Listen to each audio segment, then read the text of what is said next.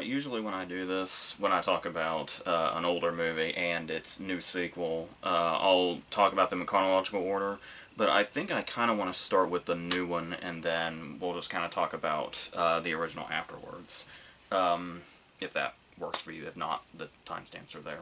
But let's go ahead and talk about Top Gun Maverick, which is a movie that, much like, I was kind of starting to get, I know this is big, but I was kind of starting to get Fury Road vibes when it came to hype and what it had to live up to, and with it being, this sequel taking place decades later, coming out decades later. But as far as it living up to that, what I really think is great about this just right away, and what Tom Cruise has done with his career up to this point, especially lately, is that I don't know if you can overhype what Tom Cruise is doing these days.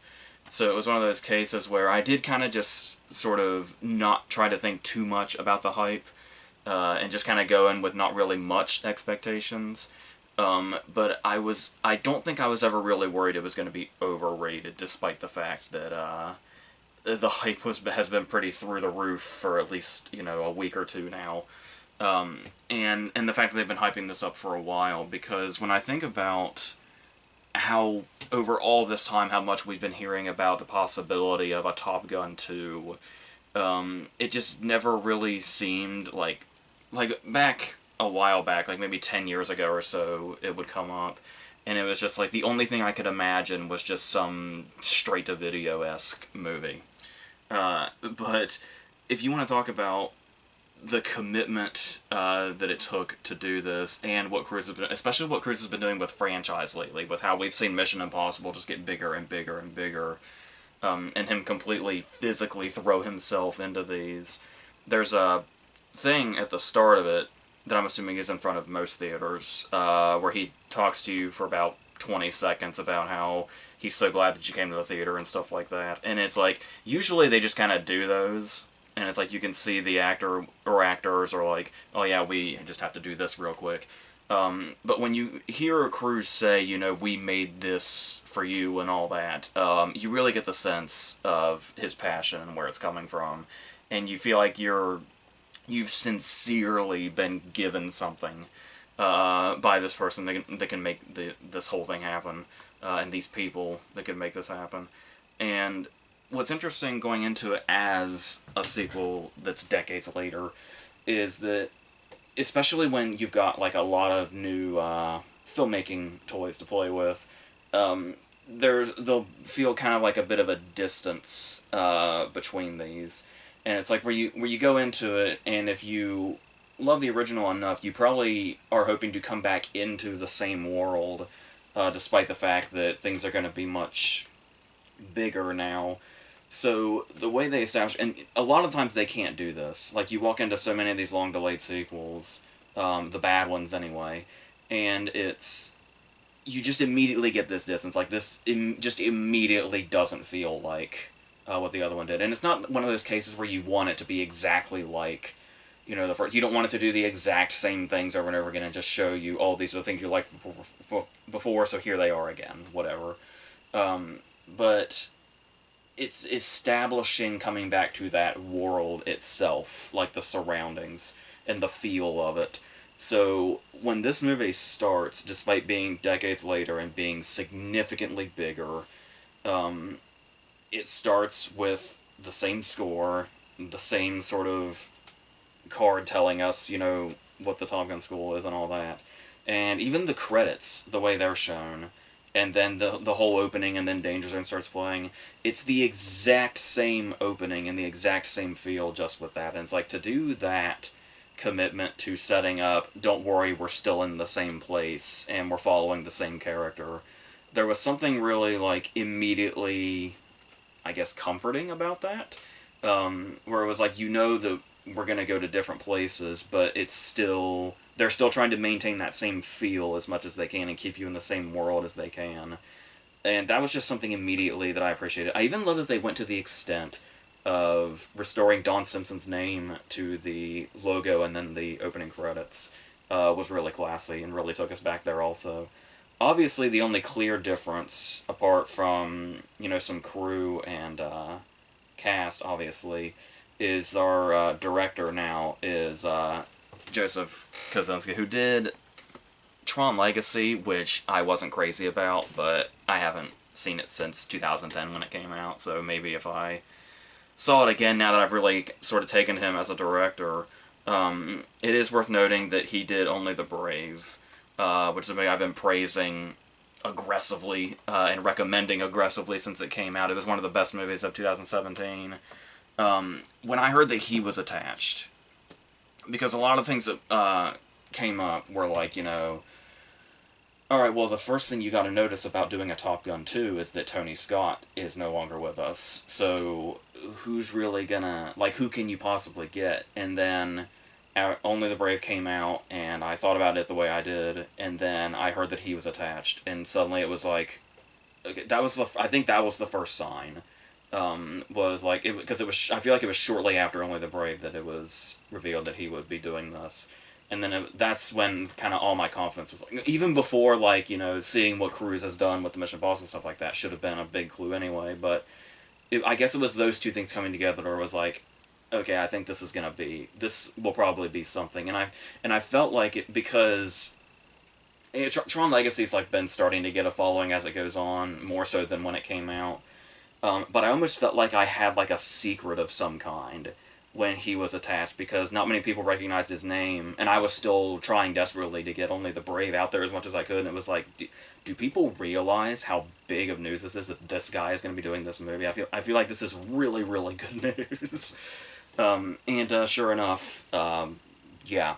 So, going into it, my first thought was how much will Maverick change as a character?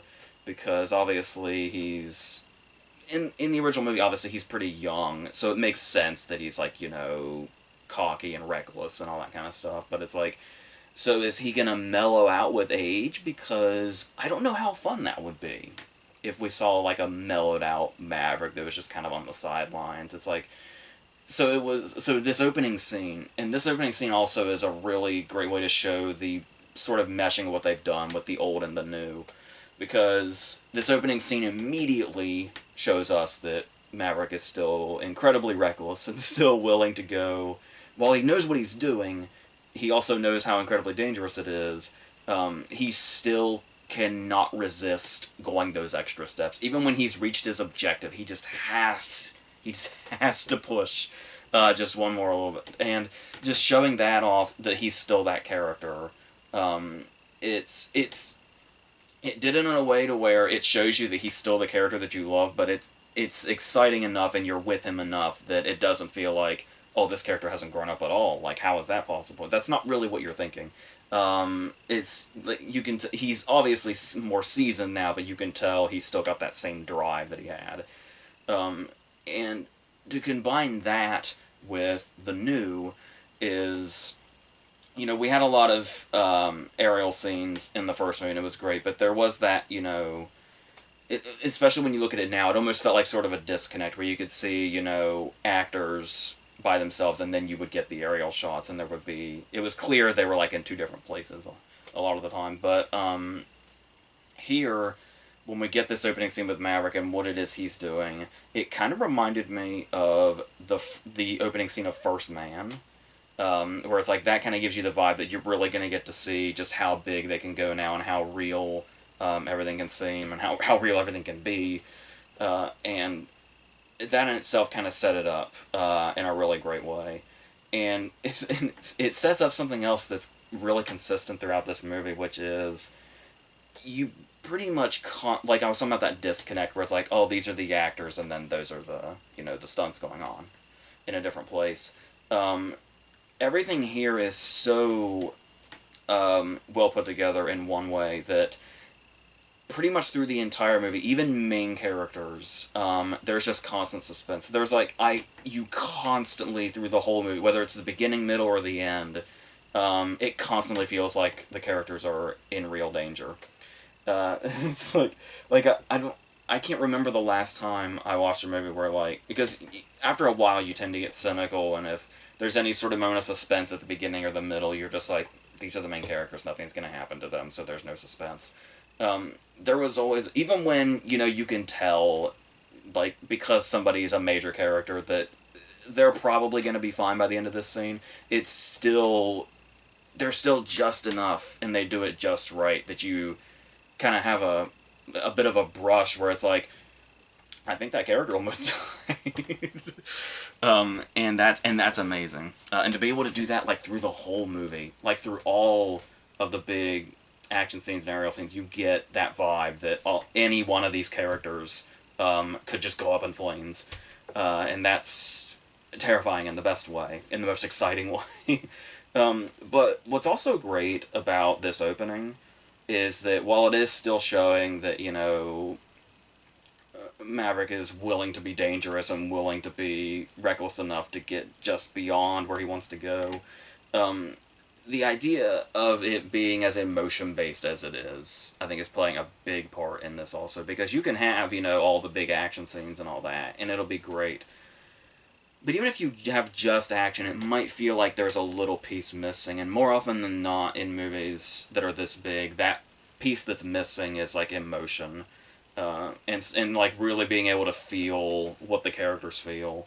And so in this opening scene, while we do get this big thing going on and seeing how, oh, this is where all the new what all the new technology is going to be able to do for this movie, he does have a moment of callback where he's still after all these years saying, "Talk to me, Goose," when he's in a sort of situation that could be deadly, and that immediately sets up something, because obviously Goose is going to be a theme through the whole movie, of course, but to kind of set it up that early, with just bringing that line back, is, I guess, just the way this first scene sets up everything this movie is going to have to offer, just all at once, and then be able to further take a step farther and then further elaborate on all this stuff, whether it be the emotion or the action or the suspense or anything.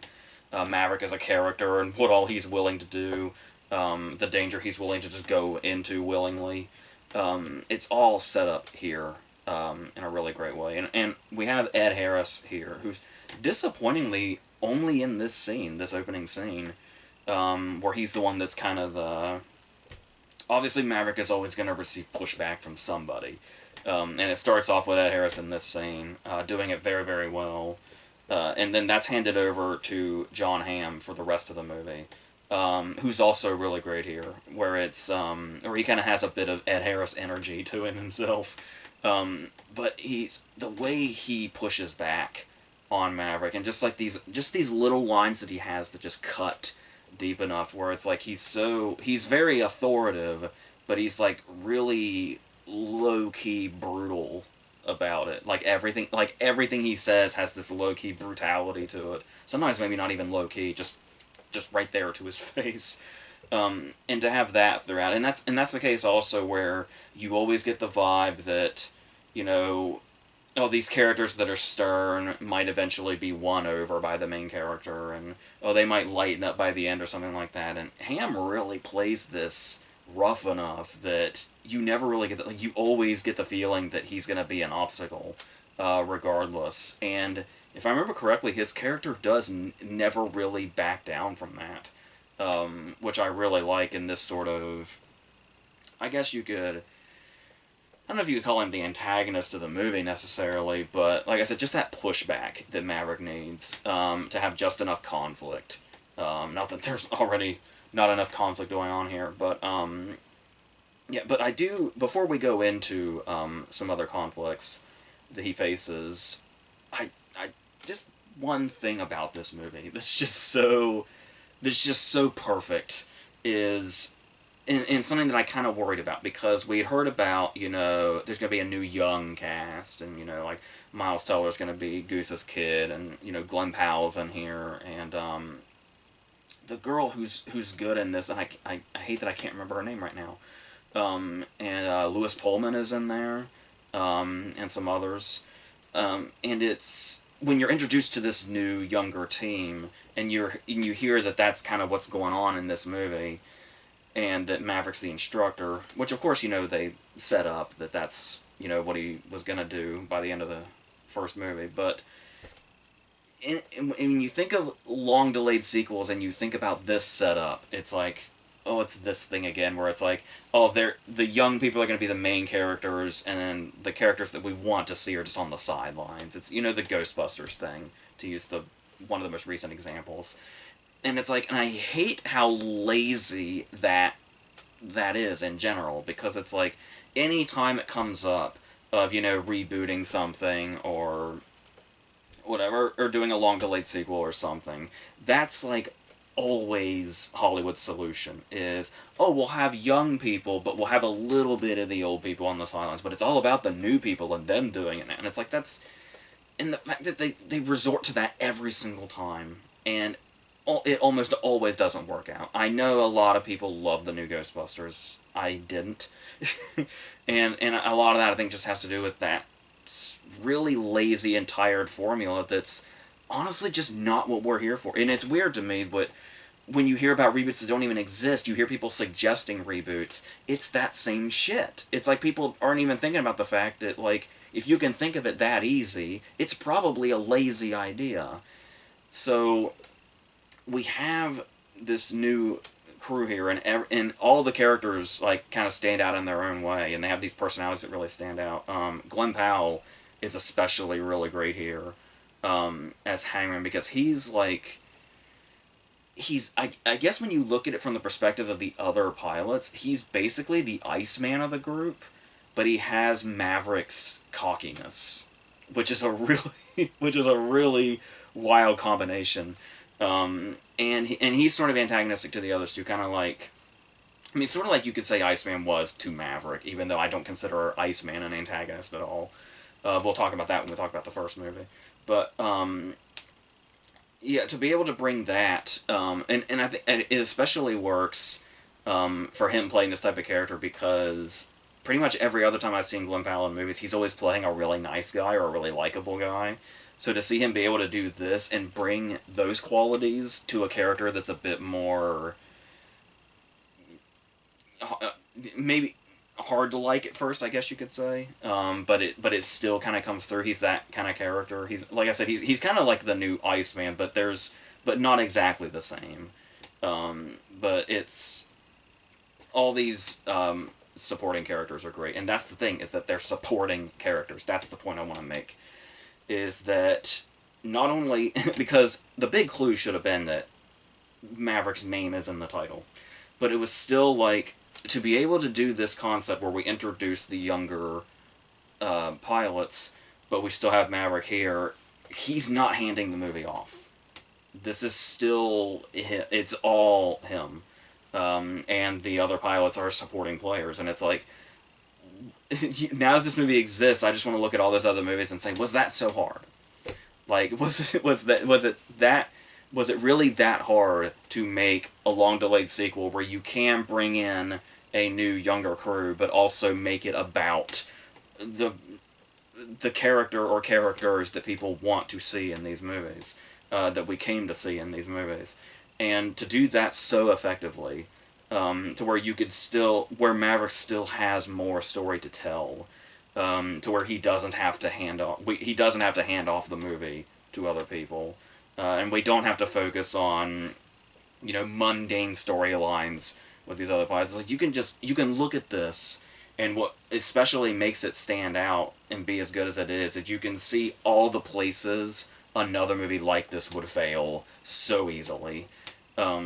And it just, like, makes all the right decisions. And even when, obviously, a big crucial moment of this movie is going to be Miles Teller playing Goose's kid. Because going into this, my big question was, is he going to, like, hold resentment and think that Maverick was responsible for Goose's death? Because that was a whole aspect of the first movie. And I don't want to say too much, but it's like, the fact that there definitely is conflict between Rooster, Goose's kid, and Maverick, but maybe not necessarily in the way people would be expecting. But it's still, because it might seem cliche that they do have, that one has animosity towards the other for a particular reason. And it's like, the young versus old kind of thing and stuff like that. But there's, like I said, the movie is so emotion based in general, and the way it uses the events of the first movie to carry over into this, and make these new conflicts seamlessly, is what stands out so well. I guess the only thing that I think might have been unnecessary was that we get an entire recap of the Goose tragedy by way of archive footage from the first movie. That's like its own whole scene. I don't really know how necessary that was, because surely everybody coming into this will already know this story, and the fact that, like, even if you're not extremely familiar with the first movie, I feel like apart from the soundtrack, maybe I'm wrong here, but apart from the soundtrack, the first thing people will know about Top Gun is that Goose died. It's like, that's like, I feel like whenever Top Gun comes up, that's one of the first things that'll come up is the fact that Goose dies at some point. It seems to always come up. So yeah, but we get all of that, but it still makes sense enough, because that is the story that's being told. It's a continuation of that story, is what essentially the core of this movie is, and the heart of this movie is. And the way that they play this up also, the drama between the two of them, where, yeah, like on the ground, they might have those. There's like a mystery surrounding what exactly it is. One of them has something against the other. But then there's also moments where, like, while in the air, they have like a personal confrontation that's very interesting. And the way they're able to use, like I said, the action scenes, but have the emotion in them, like the emotion being the foundation for the action scenes, adds a whole other thing to those action scenes. We talk about that a lot in horror, when horror movies tend to, like, those horror movies that start more with emotion and base it on that, and then when the horror gets here, it's even more intense than it could have been. Same thing for action scenes. This movie shows us is you put a lot of emotion in it, like already, like in the mix with these characters. Then when these characters are involved in these situations, that emotion is still there, only it's even more heightened, because of how intense and suspenseful the action is. It's amazing. Um, and as far as the Jennifer Connelly thing, I do love. I wasn't aware going into this who she was playing, and it's.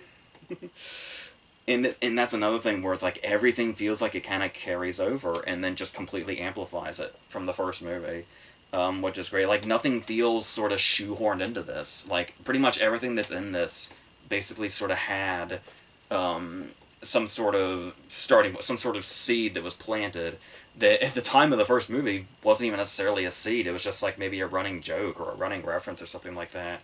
And this movie's script takes those and, yeah, and plants them, and they become like full on,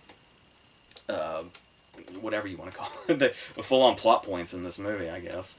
And the scenes they have together are, I do think they have more chemistry than he and Kelly McGillis did, though that may have just been writing on the part of the original movie. Once again, we'll talk more about that later. But as far as he and Connolly, these scenes do work, and you do get the sense that they have, like, history, like, immediately, and then as it goes on, even more so.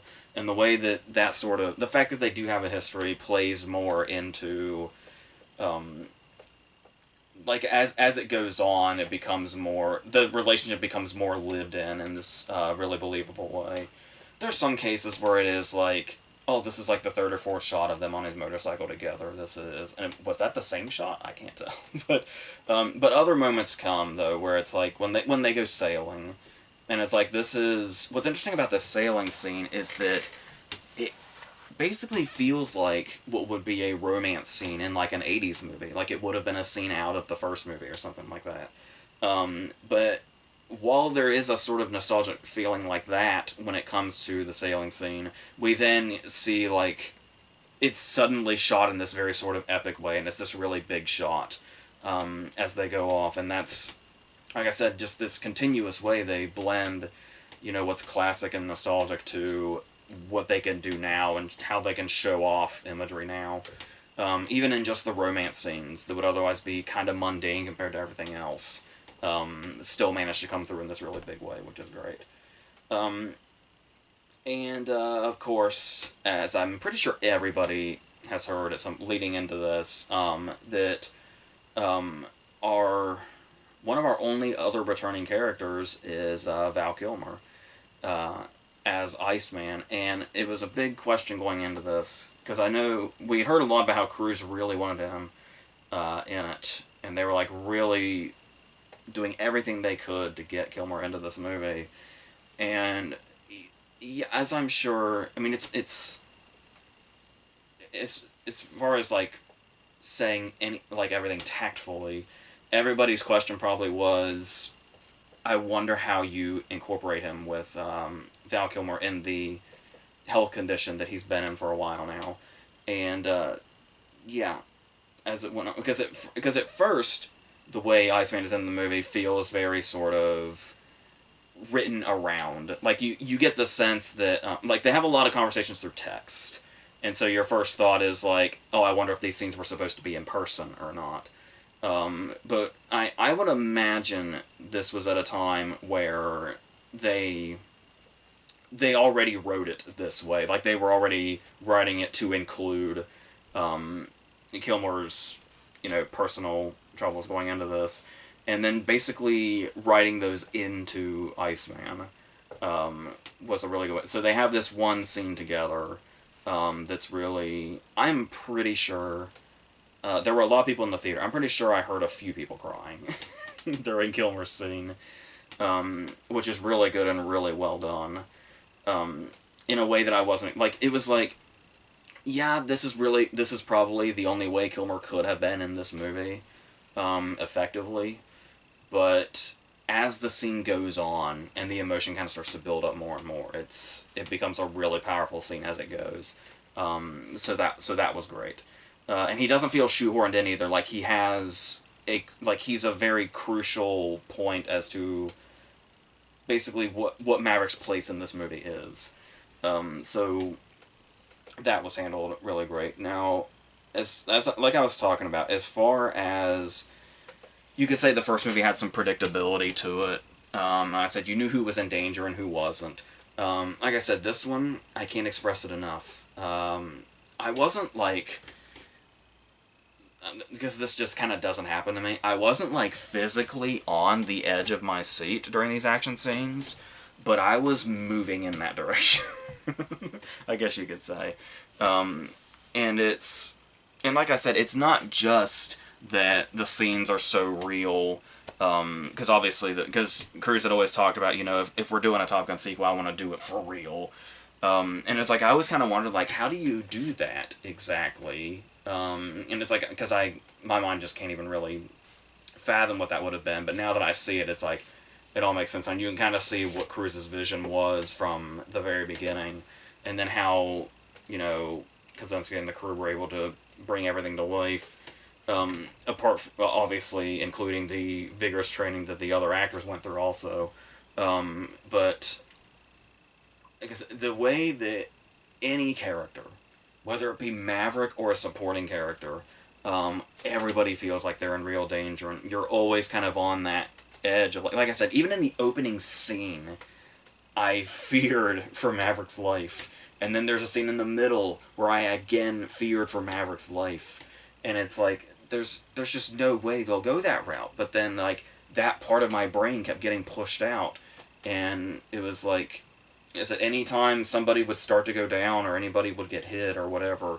it was like, I always felt like the characters might be gone by the end of the scene. Like, anytime they go up there, because that's kind of something the first one started to pull off after a while too, to where it's like, when you see enough of the aerial scenes and more happen, you start to think like, at some point somebody's not going to come back, and they build that up in this also, where they say, we might not come back, or somebody might not come back, or something. And you really get that, like I said, especially as it goes on, because like I said, you see enough aerial scenes, sooner or later you get that feeling. And I think a lot of that also is them using what they have, their resources. Throughout the whole movie, they put Goose in our heads. And it's like, that's the thing, is like that whole traumatic thing that Maverick's going through, where after Goose, pretty much anytime Maverick's in the air with somebody, it's in Maverick's mind that Goose could happen again to anybody. And so we as audience members being so familiar with that story and then seeing how incredibly these scenes are put together, we have that same fear now that history will repeat itself at some point, and it sticks with us, like it's just in there. And it's yeah, and so I think the way they establish all of that is what makes these action scenes especially, like I said, not like it goes without saying, the way they're shot and using the real planes and stuff like that and real flying and all that.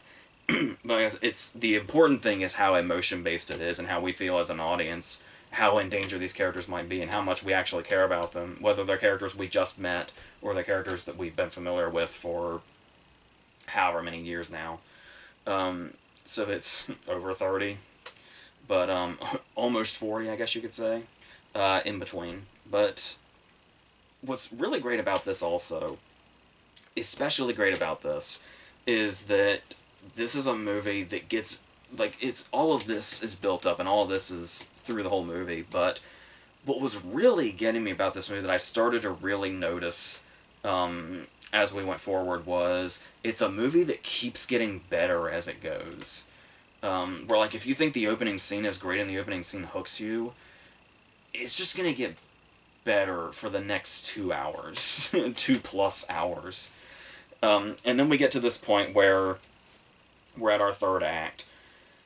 And what I have to bring up here is when you're watching an action movie, whether an action movie from the 80s, the 90s, 2000s to now, even if it's a good action movie, if a movie has a lot of action in it, it can get tiresome. Like I said, even if it's a good movie, the action can eventually get tiresome, and you might be worn out by the time the climax gets here, and the climax will just kind of feel like a lot of stuff happening at once. Some you can keep up with, some you can't. And you're just kind of numb to it until, the mission is accomplished or whatever's going on, or the objective is accomplished or whatever. And like I said, even good action movies can have climaxes that are just like, okay, I'm a little over this, and it's like, okay, this is maybe a little too much or whatever. And you kind of get that feeling. Like, if you've seen enough action movies and that happens to you enough, you might get that feeling to where it's like, all right, this is all well and good, but when the climax gets here, it's gonna be like, all right, we'll just have to wait for a lot of action, and then, when it gets to like the very last moments of the climax, we might get some suspense. But in the meantime, it'll probably just be a lot of action or whatever. And it's especially in movies like this where they set up that the climax is going to be a particular mission. With that said, as this was going on and they were building up the mission, they're testing for it and they're, going through all the simulations and stuff like that. Once I started to feel like it was coming around, I couldn't wait to see how this mission was going to go. Because we had seen it simulated so many times, they discussed exactly what their strategy was going to be. And it's like you always get the sense that there's going to be that little bit of extra. Like, a climax is never going to be exactly what they set it up to be. And I was, like, figuratively on the edge of my seat trying to decide, like, what's going to be, like, will it be this, like, they set up what the obstacles are going to be, and those are going to be really, really big, potentially deadly obstacles, as is, but it's like, they're not telling us everything. Like, this climax is going to go in another direction, it has to, because that's what you do. You don't just tell people throughout your whole movie what the climax is going to be, and then make it that. There's got to be one more thing, and that's the great thing also, is the third act of this movie reminds me of so much of Maverick himself. Because it's that thing where it's like, yes, this is what it is, you gotta do this, you gotta do this, and you gotta do this. And it's like we talked about, Maverick's thing is, there's always at least one more step. Like, you gotta do your thing, and then you gotta go one step further just to prove that you can. And it's like, that's basically Cruise and the crew making this movie, as well as Maverick as a character himself. So, the directions that this climax goes in, where it sets up more and more things that put you in the mindset of who is safe and who isn't. Is nobody safe? What is going to happen? And I can't remember the last time an action movie's climax was so satisfying. And you could there was a lot of people in the theater, and you could feel the energy. There were there were usually you don't see this unless you're at like a Marvel movie with a lot of fans or whatever. Um, there were a couple of moments, and this is just during the day. This is the middle of the day. There were moments in this climax that received applause, which is, like I said, is something that I don't see outside of opening weekend Marvel movies, where the fans are already going insane. And watching this movie with with a crowd like this felt like a really special experience. It's something that doesn't really it's the kind of experience you would have had decades ago in a theater, where a movie like this can happen and you just kind of feel the energy in the room. And yeah, not to say anything against Marvel or go into anything like that, but it's like you just outside of those you don't really see that and you don't really feel that much anymore, at least in my experience. So it kind of felt like this is so cheesy to say. I don't really know any other way to word it. Like when you would go to the theater as a kid, and that's that feeling that you had where it's like the movie theater was still this place with like this really unique experience. Because when you go to the theater literally every weekend, like I do, there's times where it just feels like I'm just watching, a DVD on a big screen, and it's just not really an experience. It's just like I'm watching this because it came out. like it was, the first thing I'm thinking of is Memory, the Liam Neeson movie from like a few weeks ago. There's like I just saw that, and it's like that didn't feel necessarily like a theater experience. It was just like, hey, here's the next movie that came out. So to be able to go to the theater, especially when you go every week, and feel this and feel like it was a unique experience, that just really, really says something. And God bless Tom Cruise for being able to commit the way that he does and to make these event movies where, like I said, you really, like I said, whether it be, the opening thing where he talks about, hey, thanks for coming to the theater, you feel like he really, really cares.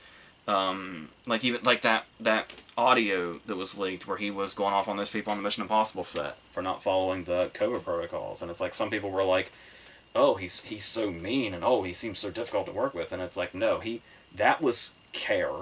That was him wanting to make the movie. That was him wanting those people to keep their jobs, to be able to continue working, and all that. Like there's, and for this person to be the person that's also on the screen, like because there's sometimes where you see actors on the screen, and it's like you can just you can just imagine all the behind the scenes stuff behind this person that's making them work. But to see him be the one that's on the screen, he's the one you're watching, he's the one that's doing a lot of this stuff, and he's the one that's the driving force behind this, is something that feels like it just feels like so complete, I guess you could say, in a way that I guess a lot of movies, especially like this, typically don't anymore. And that's, yeah, so just the whole thing is this really big and special experience, whether it be just the way it makes you feel as a moviegoer, but also being that invested in these characters and the action and all that. It's just like, it just doesn't feel like this. It's like the next few movie experience. We got another fucking Jurassic World coming, for God's sake. And it's like the next at least few movie experiences after this one are gonna feel so dead. It's just so lifeless. But nothing comes out theatrically next weekend. Cronenberg's movie does, but I don't. It's guarantee it's not coming anywhere near here.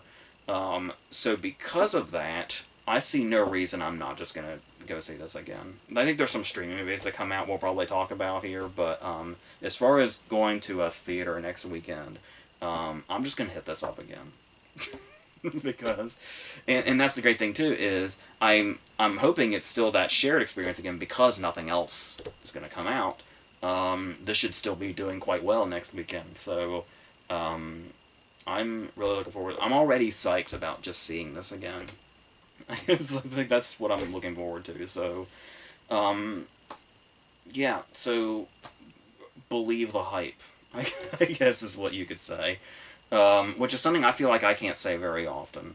But I'm definitely willing to say that now. But like I said, I don't know that you can overhype the stuff that Tom Cruise does now. Especially this and this kind of commitment. It's yeah, it's everything you want it to be, but probably so much more. It's probably a lot of stuff you didn't realize you wanted or stuff you didn't realize you needed, and it's all here. So that's so I very much appreciate this movie for existing, and everybody that brought it here. So let's go back a number of years. Let's go back like 36 years. And I kind of just wanted to touch on the first movie a little bit because we're here and because I haven't talked about it yet since we've been doing this whole thing on this channel.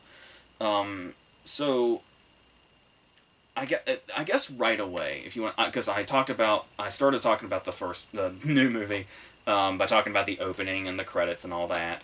The Harold Faltermeyer score, which they use, that's something I didn't mention about the new one. The fact that they keep using the same sort of score, but also it's Faltermeyer and then Lady Gaga and Zimmer are all the ones that are credited for the music in the new one. And this one starts with that, iconic music. And what I really love, the new one didn't do this, so I guess what I could say, if there's one thing I appreciate about this one that the new one didn't do, was I really love that the opening scene is just the score, and then the opening credits, and then once the credits are over is when Danger Zone starts. So I love the fact that when you think about the Danger Zone scene where it's, we see everybody working and we see the planes flying off and Danger Zone is playing, if you haven't seen the movie for a long time, you may remember this as the opening credits, the Danger Zone scene. But I love the fact that, the opening credits end just as Danger Zone starts. So the whole Danger Zone thing is its own scene by itself, uninterrupted.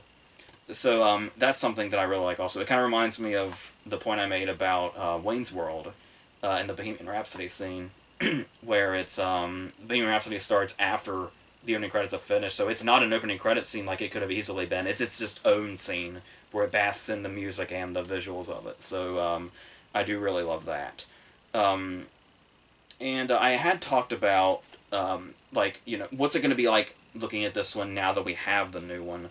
Is there going to be a significant disconnect when it comes to seeing the pilots who are obviously actors? Like, that's obviously, Cruise sitting in this thing, or Anthony Edwards, or Kilmer, or Tim Robbins, or whoever. And then we get, the shots that are, obviously actual pilots. But what's great about this is not really too much. It is worth noting this movie got an Oscar nomination for editing, which probably has a lot to do with these particular scenes and putting us in the mindset of these are the people that are flying these planes and this is what's happening outside. And they especially play that up well with this opening scene with John Stockwell, Cougar. This very suspenseful scene where he starts to have this sort of panic attack of sorts, starting to realize, he could orphan the child that he's never met. And once again, it sets up early that, when you put this emotional aspect, these scenes are going to really, really be ramped up. And to do this in this opening scene is really great. And it's like I said, even if it does feel like there's maybe a bit more disconnect now, now that it doesn't look as much like the actors are actually, flying and all that, there's still something here in regards to how well the aerial footage is shot and how we get stuff at, the different angles that they find and how you can actually...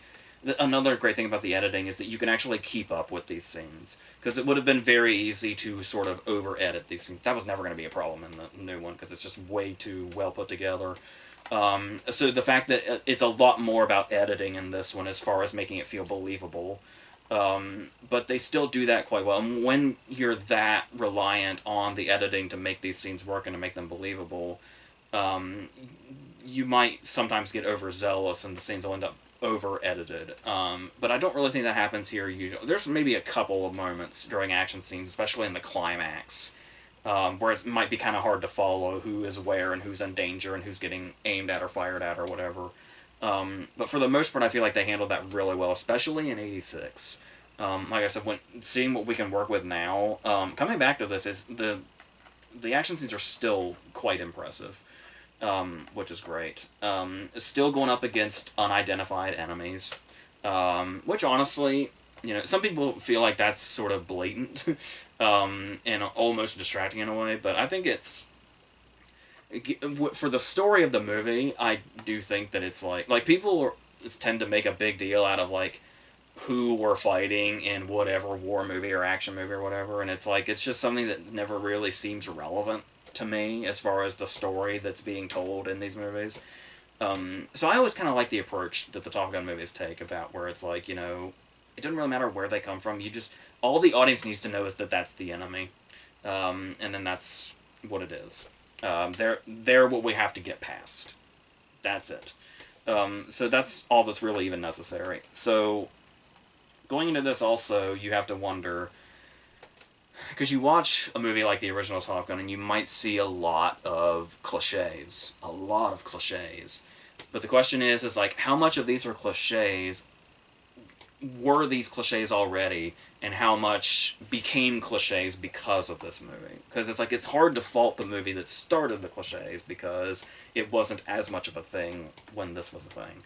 So like you see James Tolgan, for instance, who obviously perfectly plays that very aggressive authority figure, whether it be Back to the Future or he was the teacher in the first season of Fresh Prince, and he kind of has that same vibe, that very authoritative vibe, very recognizable authoritative vibe, and he has the line, what is it? Your ego is writing checks your body can't cash. Stuff like that. Stuff that seems very, very cliche now, endearingly cliche now, in this instance, and honestly, that's just the stuff that really brings this movie to life, I think. And like I said, probably took more part in starting those cliches rather than committing those cliches.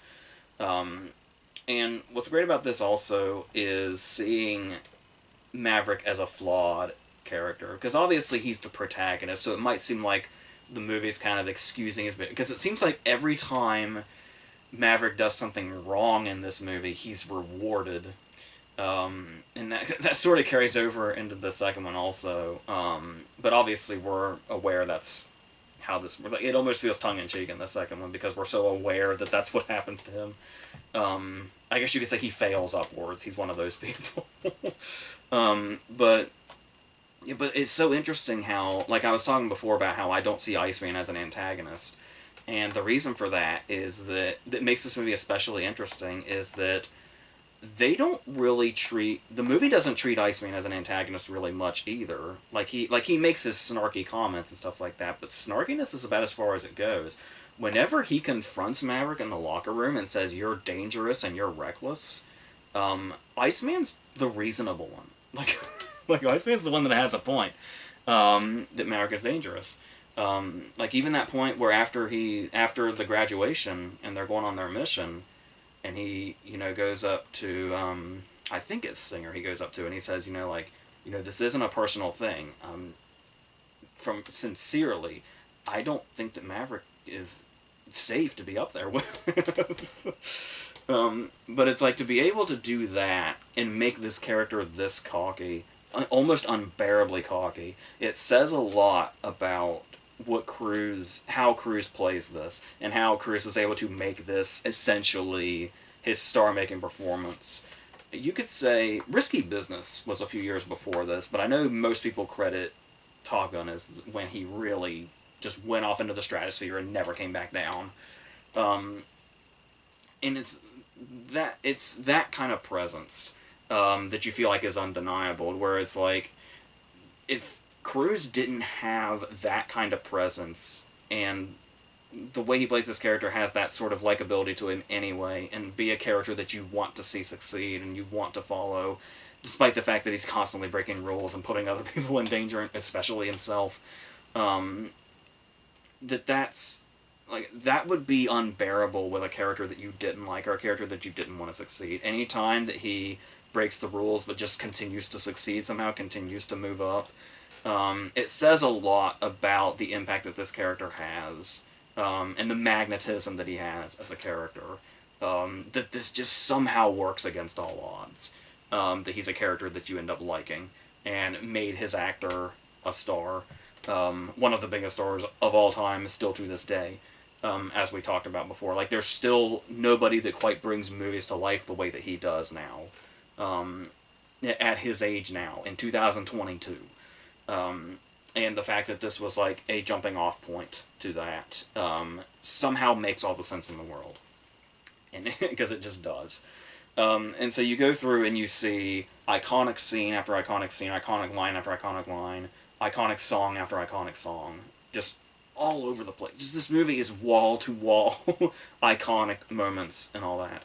And it's like, especially the way they use the songs, where like the way they use the songs over and over again. I especially love the Oscar that this movie won was "Take My Breath Away" for song, obviously, and I love the way the song is almost used as a tease, especially when you know it well enough, because there's this whole ongoing thing.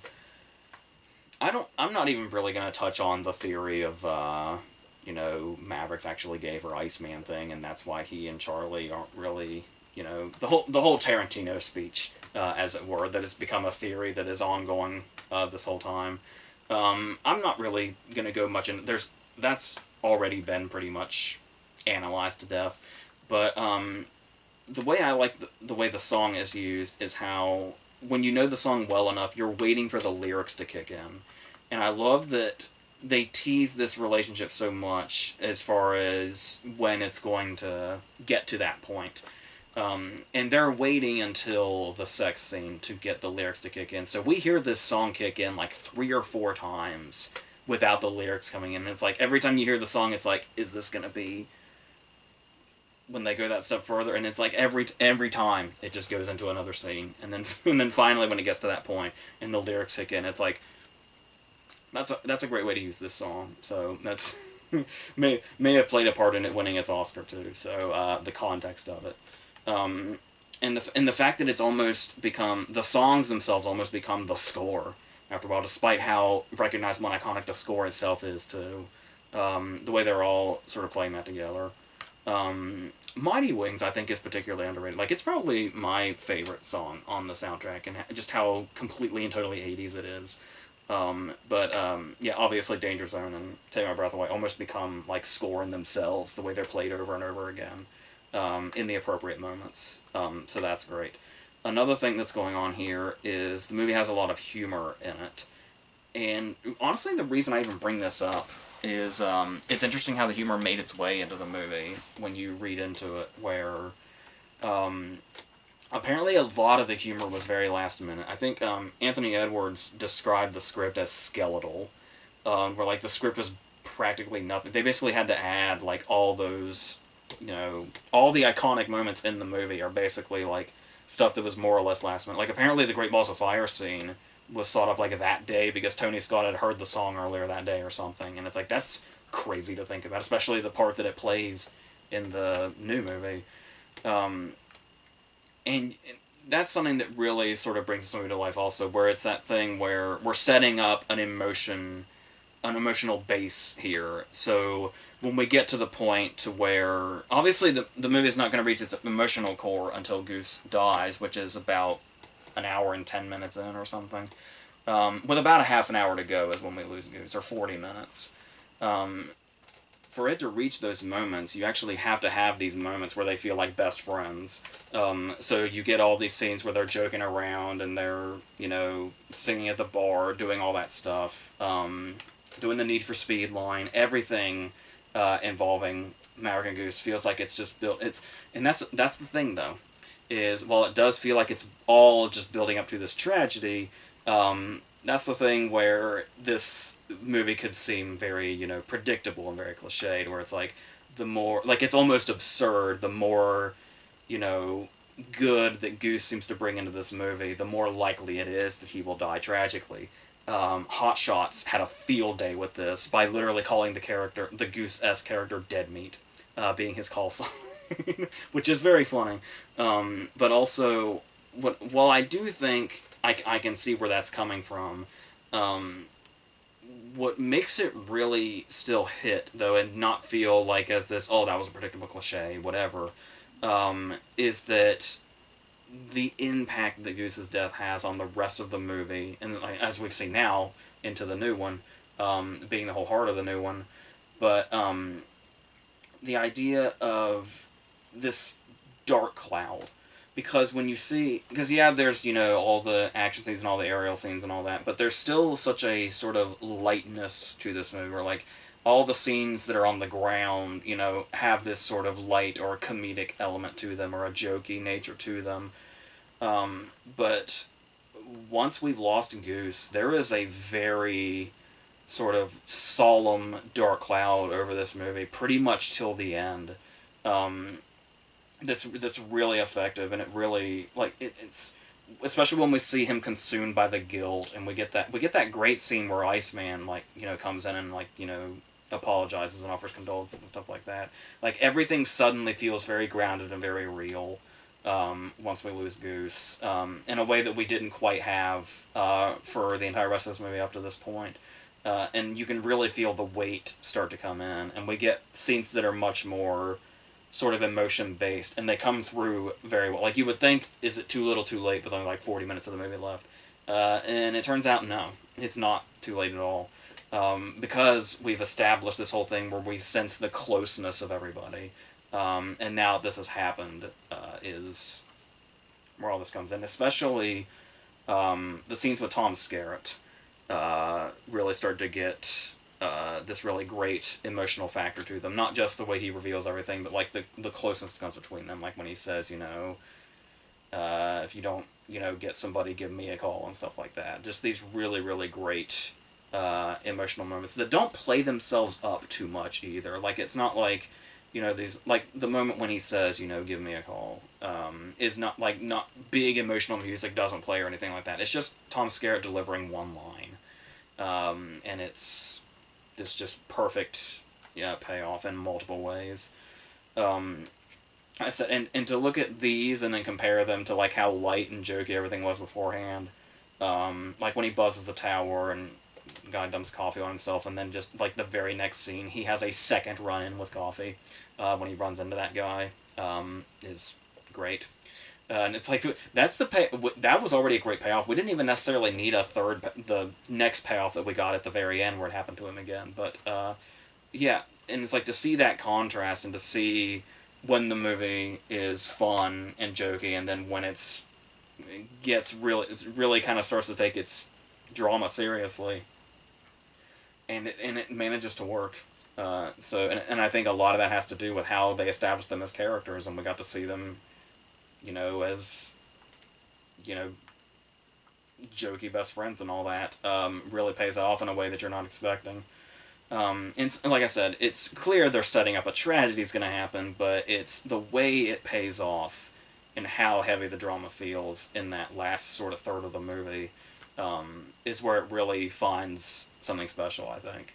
And this is just on the ground level stuff, and obviously not to mention the star of the movie is the action scenes, which we started off talking about. So I would say the only problem with that is that the first hour of this movie, no pun intended, flies by.